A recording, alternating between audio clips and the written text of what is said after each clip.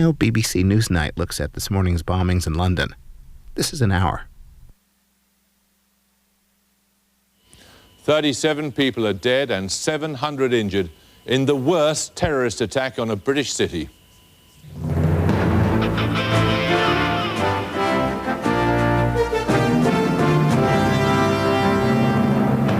Tonight, terrorists kill innocent people in the London rush hour. We are united in our resolve to confront and defeat this terrorism that is not an attack on one nation, but on all nations and on civilized people everywhere. Bombs on underground trains and a bus leave at least 36 people dead, hundreds wounded. What was the crime of which the bombers judged they should pay with life and limb? In truth, the casualties could have been much worse, but for good fortune and good planning.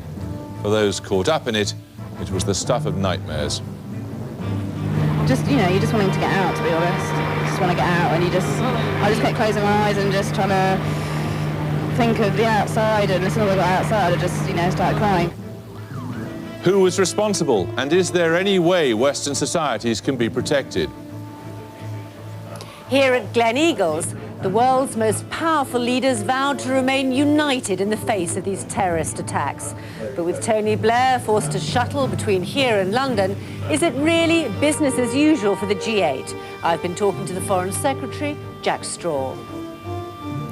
And among the crowds was the man who was mayor of New York on September the 11th. What does he make of it? It'll be yet another chapter in how this city demonstrates how people who live in freedom can prevail over people who live in oppression. After all, that's been the history of England.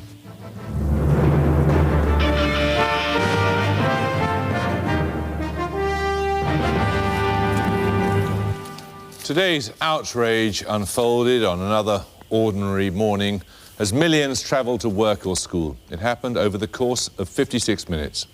The first explosion occurred at 8:51 on a tube train between Liverpool Street and Aldgate East stations. 7 people died. 5 minutes later, in the tunnel between Russell Square and King's Cross, another explosion. 21 people murdered. Then came a further explosion at Edgware Road Station. 7 people are killed. And finally, an explosion wrecked a bus at Woburn Place near Russell Square. 2 were killed. 700 people were injured in today's events. First tonight, over to Gavin, who's at University College Hospital, where many of the injured were taken. Well, Jeremy, here in central London, if the purpose of terrorism is to terrorise, it simply hasn't happened. There are plenty of people walking the streets, even in the pubs and clubs around here tonight, although many of those walking are indeed walking home because there's no other way of getting there. Just for a sense of geography, as you say, this is University College Hospital, where some 58 of the casualties were taken after the bombings first happened. About 5 minutes walk that way is King's Cross Station, where one of the bombs went off, and 5 minutes that way is Tavistock Square, where the bus bomb went off in front of BMA headquarters. Well, security sources have fretted for months about precisely this eventuality, the idea of some kind of attack during the morning rush hour on the transportation system in London. Liz McKean now reports on the day's events. London's financial district, and crowds of commuters face a disrupted journey to work. Hardly a cause for undue alarm. More likely, the capital's overstretched transport system. Early reports spoke of unexplained power surges.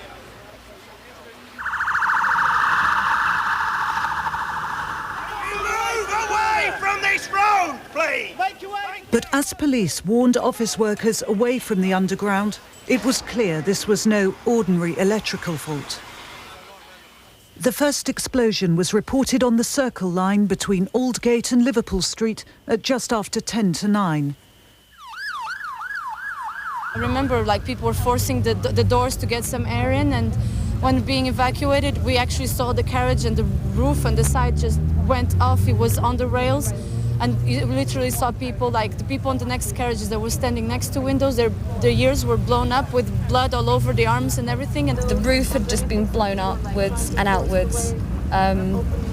Doors were on the track, and there was just people screaming and wailing, people are dying in here, help us, help us. and it was awful. Moments later, another explosion tears through a train between King's Cross and Russell Square on the Piccadilly line. Then, at Edgware Station, passengers on the Circle line experience a sharp jolt.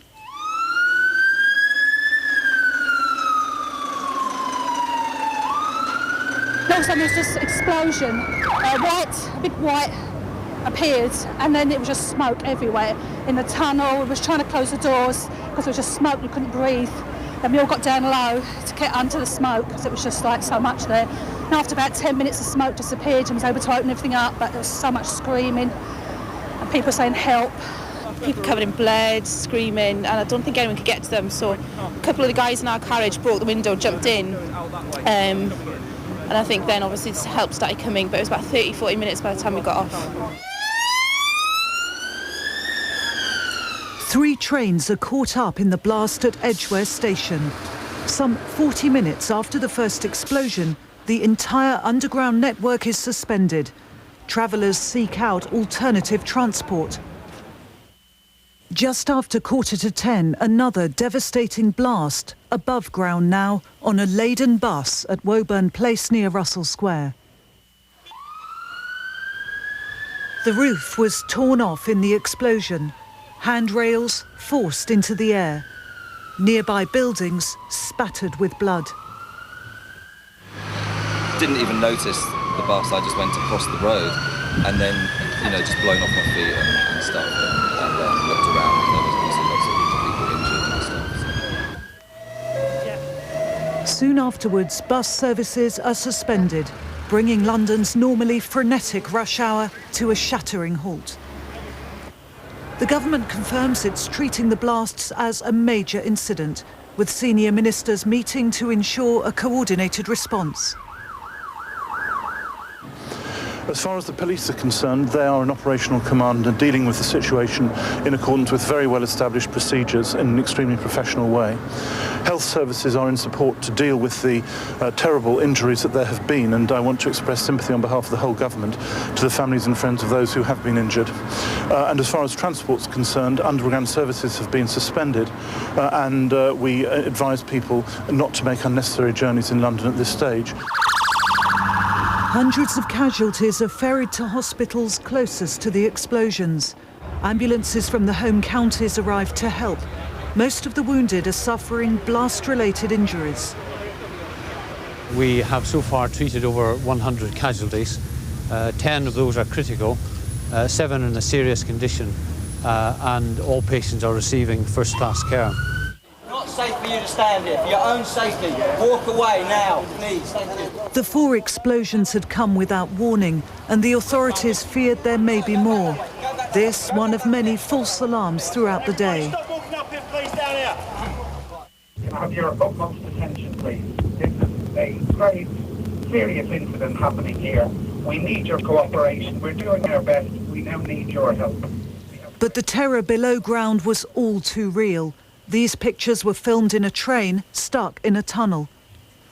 This footage was taken at Aldgate Station in the chaotic aftermath of the first explosion. Police say that after the initial confusion, the atmosphere was calm and orderly, with London's much rehearsed emergency planning coming into its own. Passengers also praised the response of Underground staff. We were guided all the way by London Underground staff with torches who were standing at strategic points where it was perhaps more dangerous and a little dark. But many other commuters found their escape was more of an ordeal. People started to scream because there was a burning smell, and everyone, to cut a long story short, thought they were going to die. People started saying prayers, praying to God, panicking, breaking the carriage windows with their bare hands, anything to get oxygen into the carriage, because more people tried, the more distressed they became. Women passing out, people started getting very agitated. For many, this long day has ended with a long walk home. People are advised not to come into work tomorrow unless they really have to. Mainline stations have reopened, but there'll be a restricted service on the Underground. Londoners had been told this attack was inevitable. That hasn't made it any easier. Well, I'm joined now by Frank Dobson, who's a local MP, and also by Chief Constable Chris Fox of the Association of Chief Police Officers. Mr. Fox, I know you've just come from a Cobra meeting and can't talk in detail about the police response, but what can you tell us? Well, I mean, first of all, the Metropolitan Police are investigating for very, very serious incidents, which, you know, the outrages committed by murderers of the worst sort, indiscriminate killing. And the Metropolitan Police are pulling out all the stops to control, get back to normality and catch the people who did it. I mean, that's the overall picture. Of course, across the country, we're working on making sure that the officers, they've got 7,500 officers up at Glen Eagles, that we're getting those back into the UK and our specialists back to help out. Also, working with all the minority communities to make sure that no one is thinking of victimising people, because this was indiscriminate stuff. I mean, it didn't matter what your race, your colour, your culture, you were a victim today. Frank Dobson, I take it that you, like everybody else, is shocked but not entirely surprised by what happened. No, I think, you know, the Commissioner of Police has been saying that they'll try their very best, but one of these days something like this was going to happen. But I think it's immensely to the credit of the people who did the emergency planning that their plans have worked, and greatly to the credit of the police and the ambulance service and the firefighters, doctors and nurses, and also London Underground staff, that everything did work so well and show that we're not going to be beaten by these rotten, awful terrorists. Chris Fox, I wondered how far you were concerned that a very, very, very tiny minority of the Muslim population in this country is disaffected enough actually to have taken part in these attacks. In other words, that this could be homegrown rather than foreign. Well, of course, we've been concerned because some disaffected young men have been travelling the world getting themselves trained to commit crimes like these. But we know that the vast majority of the Muslim population, as seen in the statements they've made, are horrified by that sort of behaviour. I mean, we need everybody to be vigilant, to use their eyes, to tell us what they see, the suspicious things they see. And as Frank Dobson said, we're not going to be beaten by people like this, but the way we beat them is if we act as a cultured, homogenous country like Britain, where everybody looks after everybody else. Mr. Dobson, you voted against the new Prevention of Terrorism bill, and do you think some aspects of it? Some yes. aspects of it, but do you not think that the Home Secretary really actually does require more powers now? Well, I think he does require more powers, but I didn't quite like exactly the powers that he wanted. But I think what we've got to remember is there are parallels. It's now 400 years since the gunpowder plot.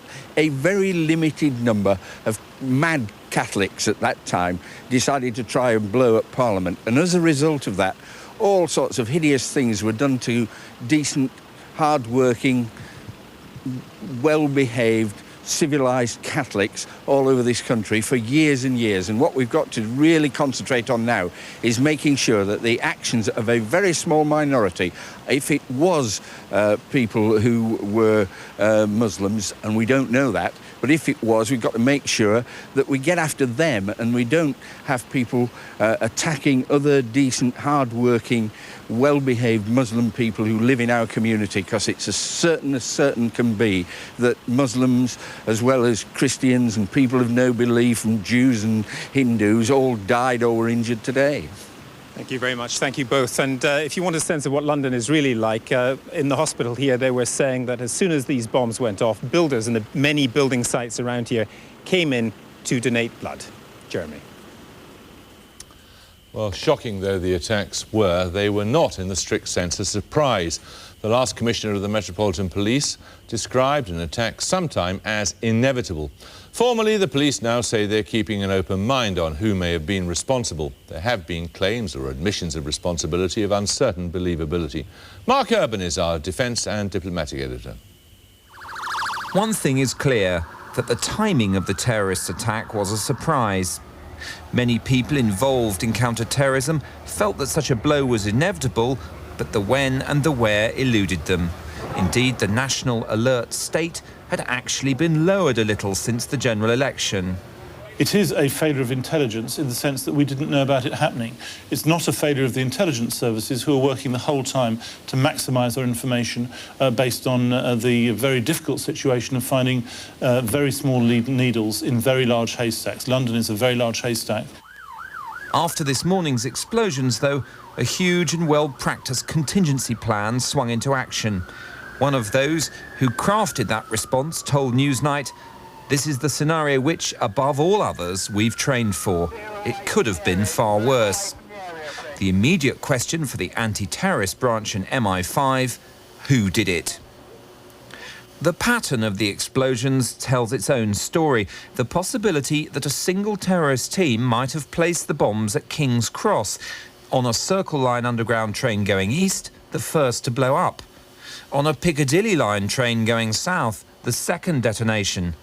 And thirdly, on a Circle Line train going west, it went off third at 9:17. Many key questions surround the fourth blast, on a bus at 9:47 in Bloomsbury. The bus route took it past King's Cross. Newsnight understands that the person or people carrying this bomb are believed to have died in this detonation. It was police attempts to gather key forensic evidence at the bus scene that prevented the number of dead from being counted at the site until late in the day.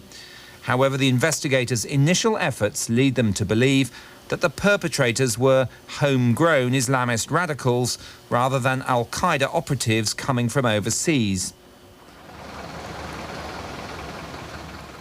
In the past year, MI5 and the Special Branch have stepped up operations against the so-called homegrown militants and begun establishing 6 regional offices around Britain.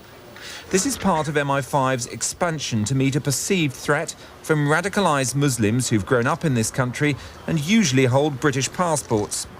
In the immediate aftermath of the attacks, police avoided pointing a finger at such militants. But the Prime Minister was more specific, revealing his concern for the possible effects of terrorism by such people on community relations. We know that these people act in the name of Islam. But we also know that the vast and overwhelming majority of Muslims here and abroad are decent and law-abiding people who abhor this act of terrorism every bit as much as we do. There are still so many unanswered questions about this morning's bombs, of course. The police are hoping for some more hard data by tomorrow morning, when they expect to have the results back from tests to establish, for example, who was on the destroyed bus and what type of explosive was used in the 4 blasts. There are many possible lines of inquiry, but at the moment investigators hypothesise that the attacks were the work of a handful of extremists who either grew up in this country or had spent many years here. As for an internet claim of responsibility by an Al-Qaeda affiliated group, they may have some loose connection to the attackers, but many investigators believe it equally possible they may have none at all. Mark's with us now in the studio. That's very interesting, because a lot of people have been saying this must have been quite a big organised group to plant that number of devices. You seem to be suggesting possibly not. Well, I'm merely rehearsing some of the ideas that have been put to me today by people who are now looking at this investigation and are involved with it. I think if you have a large group of people, why not have some at Heathrow Airport as well? Why not have some in South London? Why not have them all go off on the same timings, more or less? And I think the fact that certain trains were known to have passed through King's Cross within a certain time window suggests a possibility that a relatively small number of people might have been responsible for all of it. The emergency services plan, worked well, didn't it? Quite extraordinary. I was coming through central London this morning on my bicycle, knowing it was the only way to get through Whitehall, most of the main sites, some of the bomb sites, and saw evidence of so many different aspects of this. Buckingham Palace sealed off, the American embassy sealed off to several blocks around it, all within a comparatively short time of the incident happening. Ambulances appearing in Hyde Park from all across southern England, the St John's Ambulance Brigade. They were prepared for thousands of casualties today, and thank God there weren't that number. And I certainly think that some of the people who've been involved in planning for such contingencies do feel that, tragic as today's events have been, they could have been considerably worse. Now, what about the threat level? In that interview we did with Charles Clarke earlier, he admitted there had been, obviously, a failure of intelligence. And he also said that you were right, the threat level was demoted or downgraded after the election. What's happened to it now? Well, apparently this evening, the small lowering that had happened a few weeks ago went up again. Now, I think this illustrates the difficulties of trying to run this kind of system. It's self-evident that the fact that it didn't go to the top level, which is imminent attack specific intelligence, shows that obviously people were not aware that this was about to happen.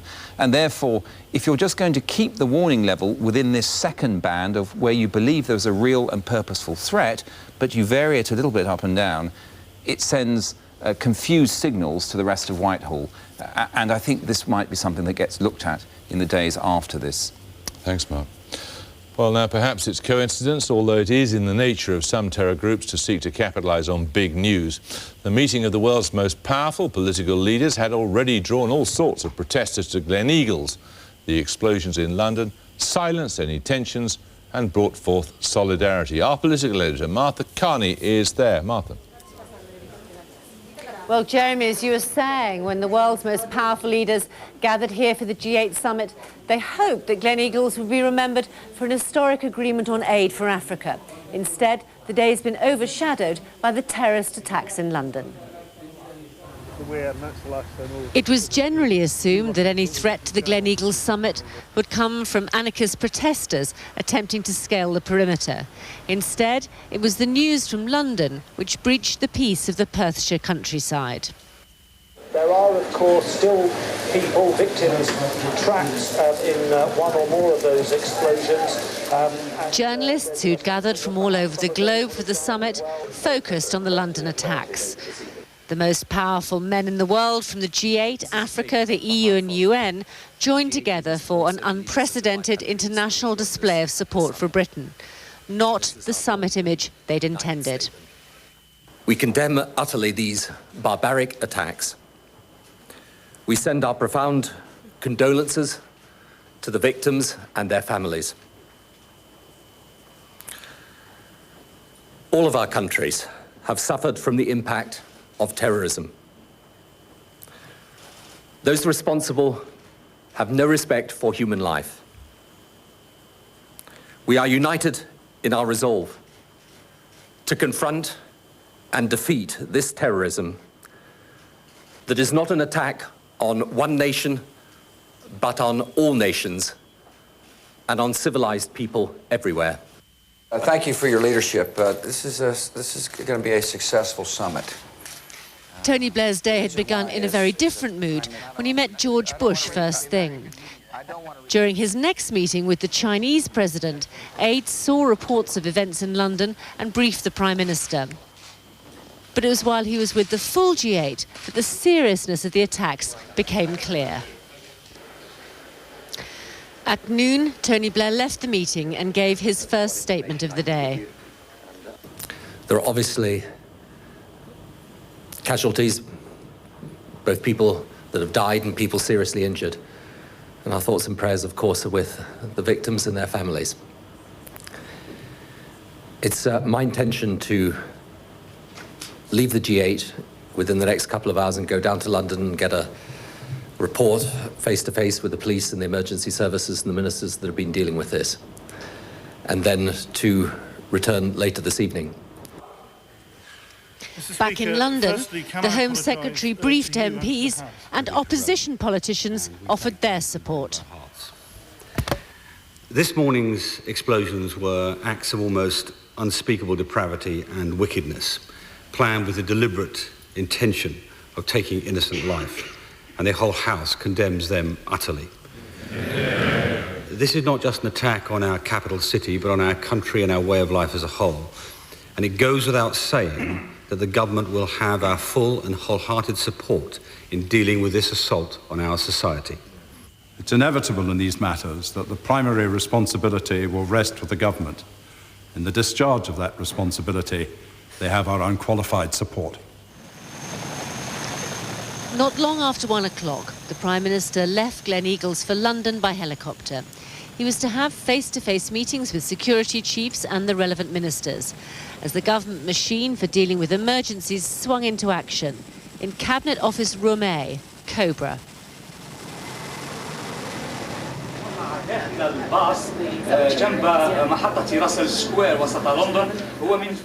A summit of world leaders addressing issues of African poverty and global warming was rocked, obviously, by these attacks in London. The meeting's worst. Talks on climate change, which had been the day's G8 agenda, were ignored by the media as news of the attacks was broadcast around the world.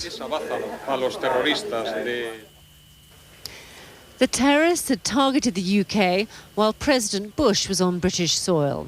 He sought the moral high ground. You know, the contrast between what we've seen on the TV screens here, what's taking place in London, what's taking place here is incredibly vivid to me. On the one hand, you got people here who are working to alleviate poverty, to help rid the world of the pandemic of AIDS. They're working on ways to have a clean environment. And on the other hand, you got people killing innocent people. And the contrast couldn't be clearer. Madam Deputy Speaker. But back in London, opponents of George Bush and Tony Blair were claiming that it was the war in Iraq and the situation in the Middle East that had made Britain a target for these kind of terrorist attacks. Does this House believe that the hatred and bitterness engendered by the invasion and occupation of Iraq, by the daily destruction of Palestinian homes, by the construction of the great apartheid wall in Palestine, by the occupation of Afghanistan, does this House understand that the bitterness and enmity generated by those great events feeds the very terrorism of bin Laden and the other Islamists? The Prime Minister's view was that this wasn't a day for politics. Back in Downing Street, he addressed the nation. When they try to intimidate us, we will not be intimidated. When they seek to change our country or our way of life by these methods, we will not be changed. When they try to divide our people or weaken our resolve, we will not be divided, and our resolve will hold firm. As Tony Blair returned to Gleneagles tonight, he must have reflected on the extremes of the last 24 hours. Like the City of London itself, he's swung from euphoria to sorrow. It was only yesterday that the Prime Minister was talking of punching the air and dancing a jig over the Olympics. Tonight, he's offering condolences after one of Britain's worst ever terrorist attacks. Now, when Tony Blair had to return to London to deal with the terrorist crisis, it was the Foreign Secretary who flew here to Gleneagles to chair the summit in his absence. Well, earlier, Jack Straw gave me his reaction to the London attacks. They're terrible. They're mindless. They will not deflect the British people from their determination, our determination, to run our country as we want to, by our own proper rules. But we faced this situation before, and it's worth remembering this. And I remember very acutely 32 years ago when 4 IRA bombs went off and paralysed London. I remember it because I received a very minor injury in respect of one of those bombs. The memory lives with you. The anger takes a long time to dissipate, and obviously for those killed, for the bereaved, it's terrible, and for those seriously injured, it's awful. But there was a real determination then that life had to go on, that we would defeat the terrorists, and I think there will be a real determination on this occasion as well.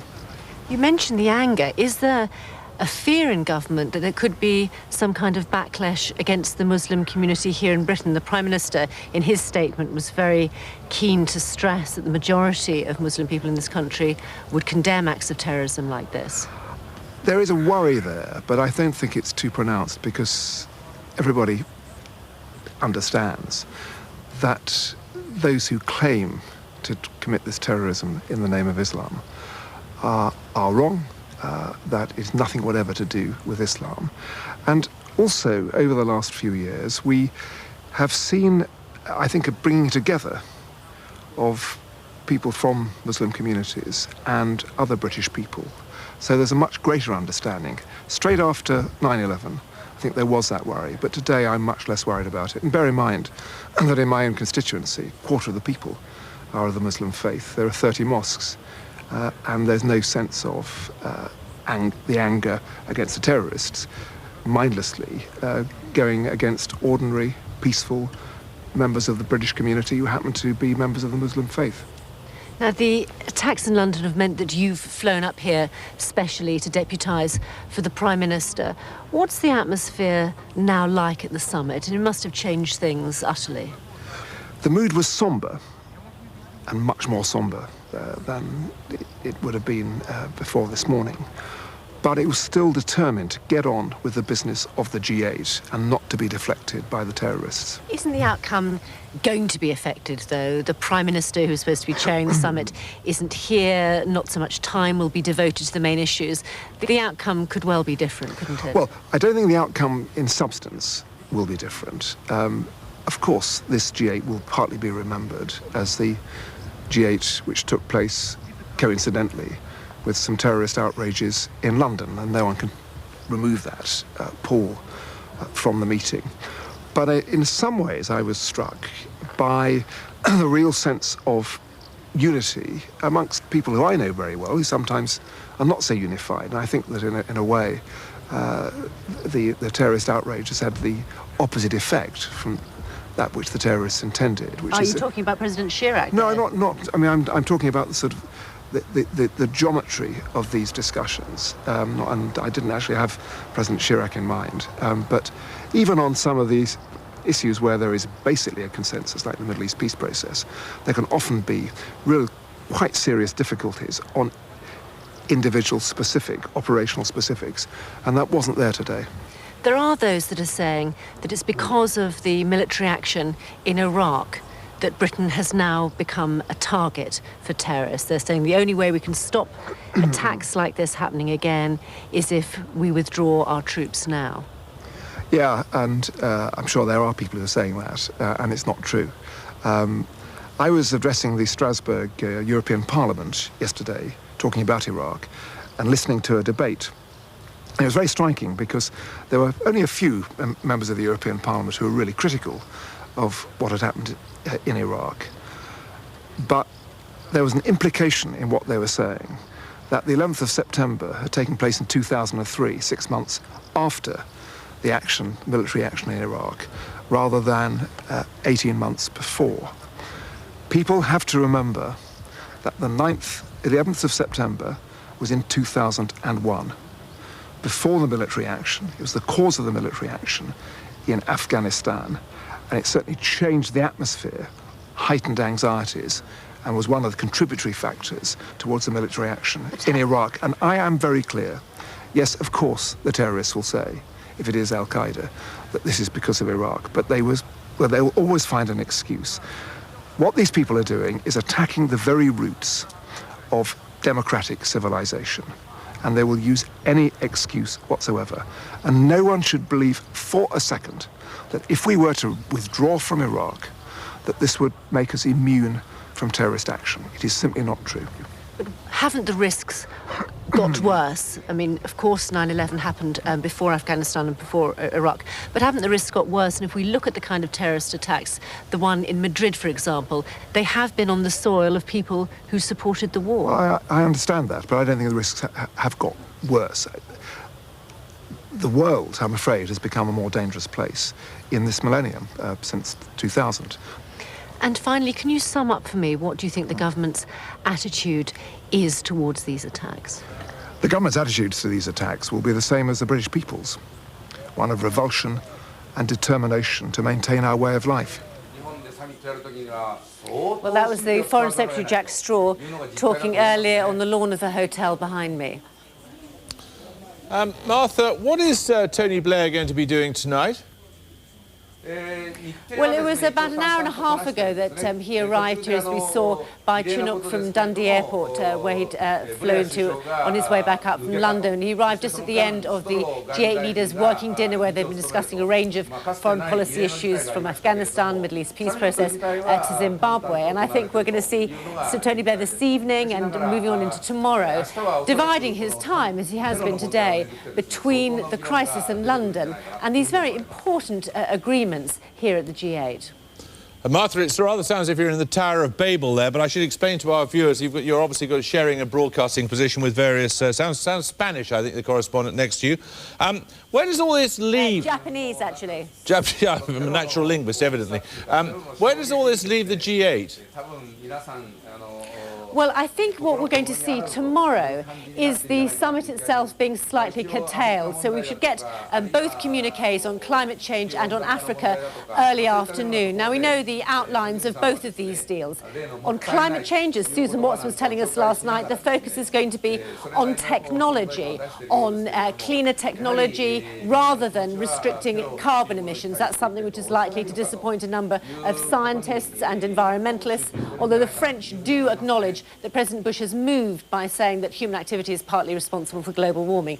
On Africa, we will see a doubling of aid for £25 billion a year by 2010, and also they're very close to reaching agreement on $50 billion a year, I beg your pardon, by 2010 for the rest of the world. On trade, much more difficult. Anti-poverty campaigners have been hoping that a timetable would be set for ending export subsidies. That now seems unlikely. Martha, thank you very much. We'll leave you and your Japanese friend for now. Thank you very much. Now, today's bombs in London were, in terms of numbers murdered, the worst terrorist attack on a British city. They caused chaos, of course, but they also saw the deployment of a huge and apparently well-rehearsed emergency plan. Tim Hewell reports. Bob, can I just interrupt you for a second? Because I've just got some news coming in which I want to share with the listeners. Emergency services have been called to London's Liverpool Street station after reports of an explosion. But what we do know is that there was a report of a bang at about 10 to 9 this morning. It was a day when the usual confusion of a London rush hour suddenly gave way to something deeper and more frightening. As the Underground was closed and buses halted, commuters had no idea what was happening. But that was nothing to the chaos and terror below ground. The carriage's windows were all smashed. There were no emergency people on hand to escort anyone off the train, save for 2 officers who had arrived 30 minutes or so. But the question I ask is, why was the train allowed to proceed from Manor House when they knew, or must have known, that these things were going on? And it's just almost negligent.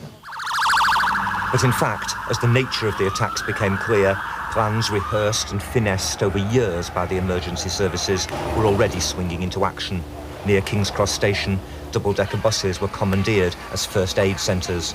Ambulances ferried the injured to 4 nearby hospitals.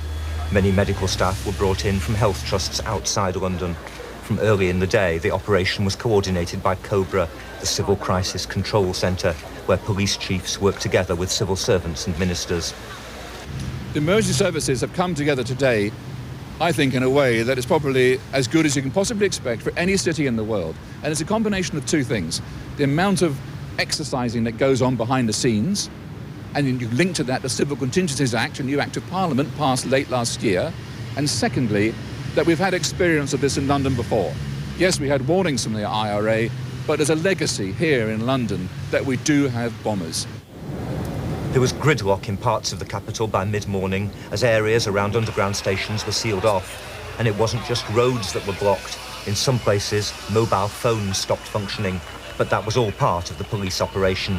Peter Power, who organised emergency command centres at Scotland Yard for many years, is pretty sure what happened today. The senior police officer through the Cabinet Office can authorise the withdrawal of all mobile telephones unless you have a special SIM card enabling you to carry on speaking. Now, my understanding was that did occur today. So a lot of people who are relying on their mobile telephones suddenly found them dead. But despite the lack of information, or perhaps because of it, there was a remarkable calm on the streets for most of the day. Large blocks of the centre of the capital have been sealed off to ordinary traffic. This road, for example, leads to Tavistock Square, scene of the bus explosion. But if you look the other way, you can see that much of central London is largely unaffected. Up here, get up towards Angel, you might get a bus. Except, of course, for the lack of public transport. Police, many of whom had walked to work themselves, spent much of the day giving directions to Londoners unused to getting around on foot. Tourists were also forced to take things in their stride. These visitors from Malta dragged their bags for several hours from Heathrow Airport, and many others were prevented from reaching their hotels. We're stranded, and they said it's going to be 3 hours, they hope. If not, I don't know where I'm going to sleep, but I'm standing here. By mid-afternoon, workers all over London were beginning the long trudge home. This is the city that only yesterday was judged safe enough to host the Olympics. Today, no one feels safe, but London's financial institutions, an obvious target for further attacks, had insisted for a few hours at least on business as usual. The staff, were collegiate. We were as shocked as everybody else by what was going on around us. But we had to ensure that we performed our duty in allowing a fair, orderly trading market throughout the whole day and ensuring a fair, level trading playing field for all customers and people that trade in the markets. The stock market did rally today after an initial fall, but many city workers said that if they'd had their own way, caution and concern for their families would have come before duty.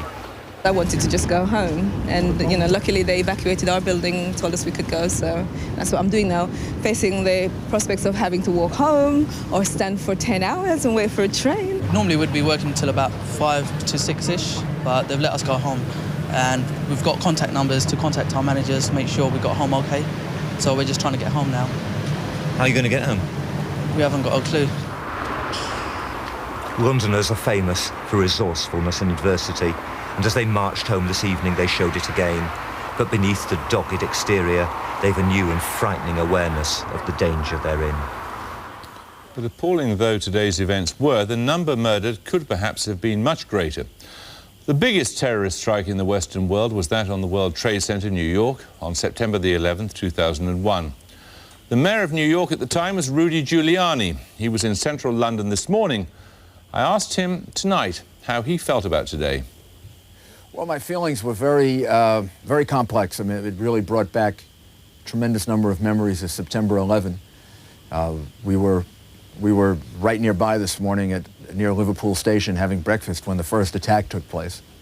And from that moment on, when we first got information about the first attack, through the rest of that early part of the morning, it really did remind me very much of September 11, the idea of a surprise attack, innocent people just going to work, being injured, killed. Terrible, terrible thing. And my heart goes out to the victims and their families, and my condolences. And people of London should know that they have in the people of New York people who understand what they're going through, because we went through something very, very similar just a short while ago. Can you, after an event like this, could you in New York restore public confidence? Sure. People in New York have gone through it. They were very hurt by it. Some people obviously hurt even more than others. It's very unfair the way things like this happen. Certain people and certain families have to go through much more. But New Yorkers are looking forward. They're stronger than ever. People of London, to me, have always been remarkable. They were our inspiration on September 11, when we thought about how they reacted to the Blitz in 1940 and how they went through far worse than anything we would ever have to go through. So it's not surprising to see that their children and grandchildren and great-grandchildren have that same resolute response to this attack that their parents, grandparents, and great-grandparents had to the Battle of Britain. But there must be a sense, isn't there, that a city never really gets over an experience like this, that at the very least it becomes part of its history, part of the city itself. Sure. The people who live through today will remember it for the rest of their lives. It'll be part of their history. And it'll be part of the history of London, and it'll be yet another chapter in how this city demonstrates how people who live in freedom can prevail over people who live in oppression. After all, that's been the history of England, right? Certainly been the history of London, right? And what about the potential fallout for different communities within a big city like yours or ours after an attack like this? People of London are going to react exactly the same way as the people of New York did. I remember the night of the attack of September 11. I exhorted the people of New York not to cast blame on any particular group of people because of their religion or ethnicity, or people that should be blamed are the specific people who did it. People of New York didn't do that, and probably was even unnecessary to remind them, except I felt, it would be helpful to do that. And I'm sure the same thing will be true here in London. People of London, people of England know that this is not a question of group blame. This is a question of individual responsibility, and everything will be done to catch the people who did this and have them pay a very, very big price as a way of obtaining justice and deterring other people from doing it. Rudy Giuliani, thank you. Thank you very much. God bless you. Rudy Giuliani. Well, an immediate concern following today's attacks is the possibility of racial tension, perhaps involving Britain's Muslim population, the great majority of whom want nothing to do with Al-Qaeda. Our reporter Richard Watson went to Whitechapel in East London to meet some of them. If this is indeed the work of Al-Qaeda, then the fact that one of the blasts at Aldgate was just a couple of 100 metres from one of the most vibrant Muslim communities in the capital won't be lost on the people of Whitechapel. Religious leaders here stood shoulder to shoulder today to condemn the attacks. Muslims in London are very aware that acts of terror is nothing to do with Islam. And Muslims are playing a much greater role in mainstream society here now and would distance themselves from such activities. So they would be just as appalled as we all are with these attacks. Habiba is right that there is a great history of diversity and tolerance here in Tower Hamlets. But there is a fragility to it as well. And at this particular time, when some individuals, however small that group may be, but some individuals who are working to fragment our society and relations between the different faiths and ethnic groups, that we do work hard at standing together. When the two planes magnificently run through those buildings, okay, and then the two people turn around and say, hang on a second, that is barbaric. But Islamic political extremists have tried to recruit support around here, though we're not suggesting any link between the meeting of this specific Islamic political group and today's terrorist attacks. Of course, virtually all Muslims condemn terrorist attacks, but will these latest atrocities on home soil this time create tension within the community? Well, I think it's going to increase conflicts between local Muslims and obviously non-Muslims. There's been a lot of conflict in the area anyway, and I think it's going to increase now. I think there's a lot of bad feeling. Do you think it could create tensions within the different communities, religious communities? Yes, I think it definitely will. I mean, I spoke to my mother today. I'm Trinidadian, and she was just like, well, I'm very sorry for those Muslims in London right now. I hope people are intelligent enough to realise that lots of people who live here aren't the people who are blowing up London. We believe in working together and living together, and London is one of the most multicultural cities in the world, and it is important for the different communities to live together in respect, and that is what Islam teaches. As investigations proceed into today's attacks, the government, police and religious leaders of all faiths know this is perhaps the biggest test for community relations the country has faced in recent years. Richard Watson. Well, with us now, Dame Pauline Neville-Jones, former chair of the Joint Intelligence Committee, Zaki Badawi, founder and principal of the Muslim College, Tony Benn, the Labour critic of the Iraq War, and we're joined from Madrid by Gustavo de Arregui, Spain's shadow foreign secretary, who was chief spokesman for the ruling Popular Party at the time of the Madrid train bombings. Let's start with you, Senor de Arregui. Are you surprised by this attack today? Well, I don't think that anybody is expecting such a massive terrorist attack on any important democracy in the world, but we all have to be aware that any major country and any major city is a potential target, and definitely London, the United Kingdom, has had a very important role in the fight against terrorism, and I'm sure that that has played a role. Zaki Badawi, I read the other day that you had said after September the 11th, 2001, that there was no possibility of Britain being attacked. Indeed, I have made this prediction, and I said at the time that I hope, I'm not like many prophets, that my prophecy will end in tears. I believe that Britain, because Britain allowed a measure of freedom for self-expression and allowing many people who were thrown out of their countries to have refuge in this country. I said that these people would look after their nest here and not muddy it and make it dirty. Well, I don't know, because I really would like to know. I'm not so sure that the action here necessarily made by Muslims. I would like this to be proved. I'm waiting for the investigation. We have the most skilled investigating authority in the world, the police force here. I'm waiting for their judgment before I actually say that my prophecy was wrong.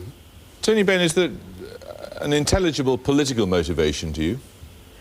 Well, it reminded me of the war. I was in London during the Blitz, and on one night I went down to the shelter, and 500 people were killed that night. I was 14. And all people killed in war innocent, even soldiers. You know, the Americans have lost 1,750 soldiers. They're innocent because they're under orders. The people in New York were innocent. The people in London were innocent. The people in Fallujah were innocent. People in Afghanistan.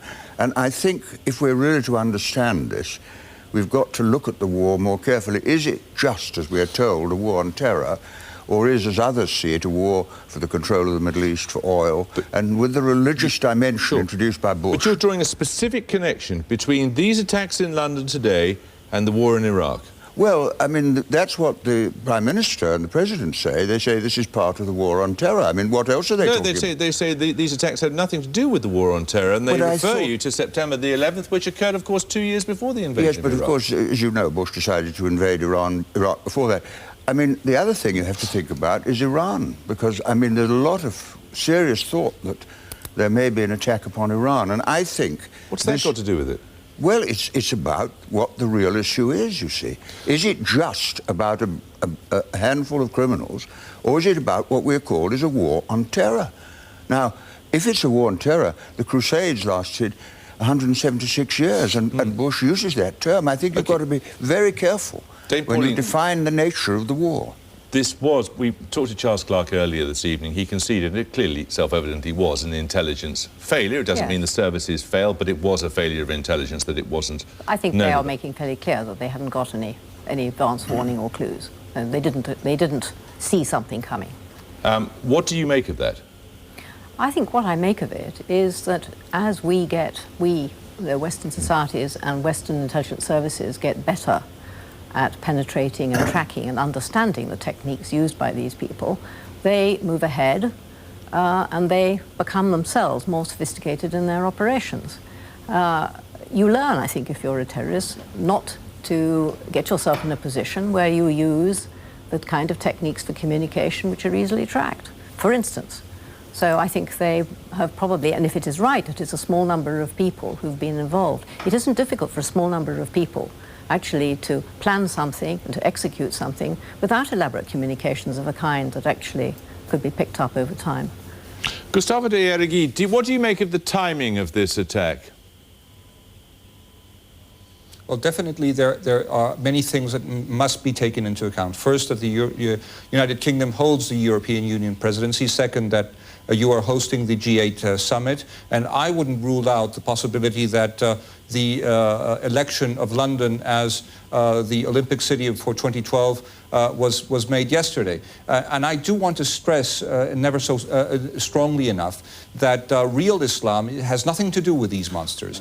Real Islam is peace and tolerance, and these monsters are fed with horrendous fuel that we call radical Islamism. That is an ideology. It's a cult. It has nothing to do with real Islam. And last but not least, let us realize also that we are going to be seeing more and more the coordination between international branches of Al-Qaeda or other radical jihadist movements with locally recruited people. And I do think that those are one of the parallelisms to be drawn between the Madrid bombings and the London bombings.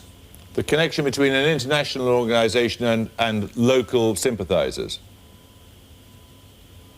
That's right. I mean, I know that some of the data that is as being used by some international experts may be exaggerated. I tend to think that this is rather true. I mean, there is a growing number of people that are recruited out of the, let's say, ultra-conservative ranks. That is a very good breeding ground for fanatics, and out of which jihadist go recruit, indoctrinate, and fanaticize people so that they become terrorists, or simply accomplices, people that will rent a house or follow a target or buy something for the real terrorists. We've got to be prepared for that, but definitely one of the biggest risks that democracies face in the years to come is that we might not fall in the temptation of making our democracies police states. That would be a huge defeat for our systems. Zaki Badawi, you're shaking your head. I'm shaking my head. I don't believe that there is any central command called Al-Qaeda.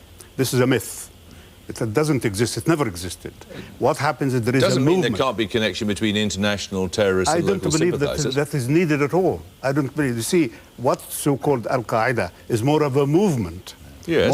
More of a reaction. And it could happen locally, even if it happened. I mean, I'm not so sure that it's happened here, but it could happen locally without necessarily a connection with bin Laden or anybody.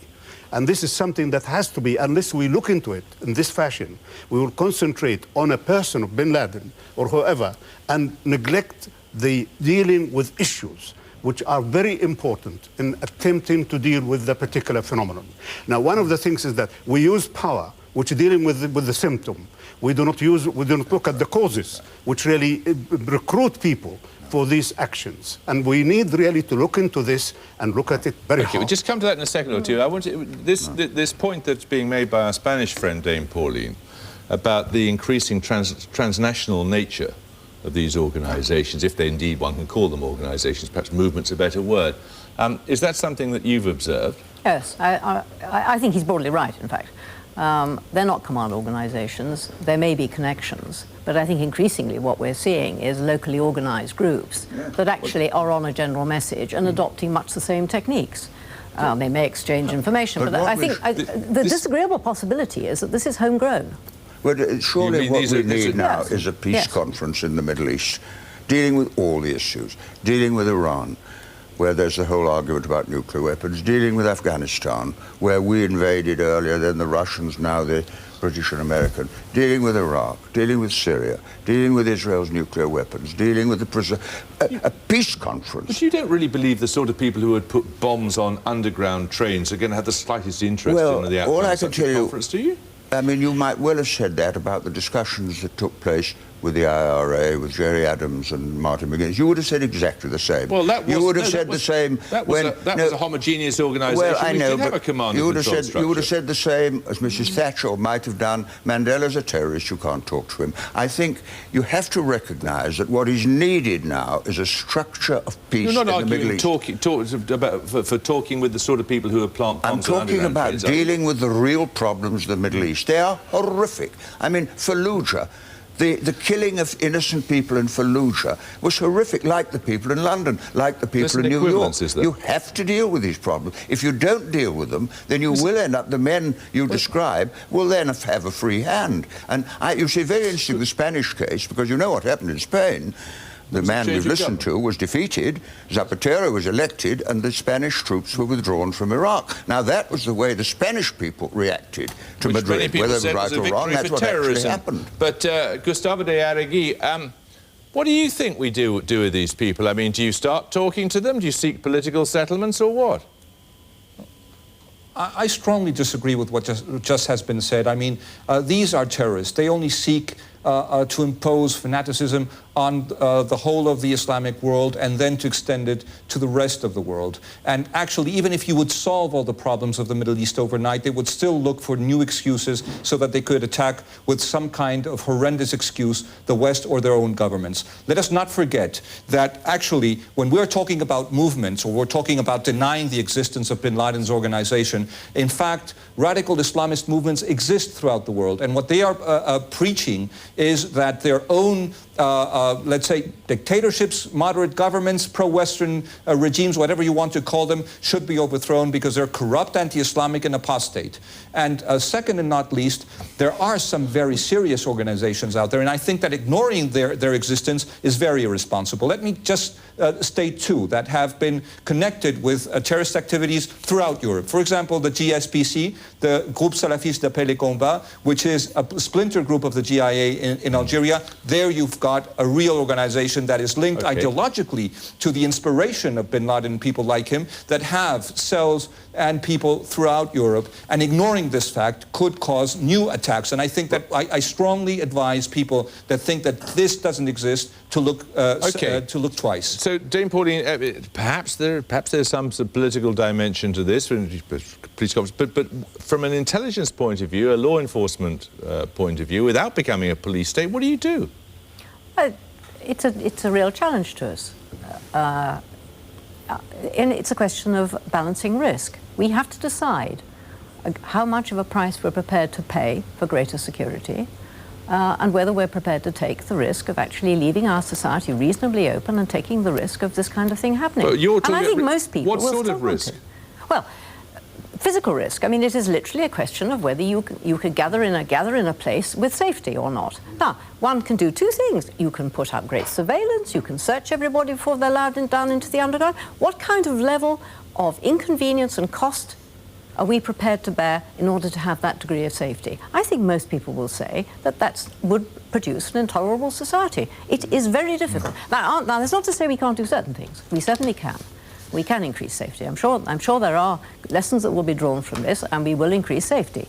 But I think there are strict limits. There is nothing like, there's no such thing as perfect security. Okay, thank you. In Algeria. All right, okay, we're going to have to leave it there. Thank you all very much indeed. Quick look at some of tomorrow morning's front pages. All of them lead on the London bombs. The Telegraph, Al-Qaeda brings terror to the heart of London. The Daily Mail has a figure of 52 dead, as opposed to the official figure currently of 37 or 38. The Mirror, bloody but unbowed. The Independent, terror comes to London. The Times has a picture all over its front page. The Guardian, London's day of terror.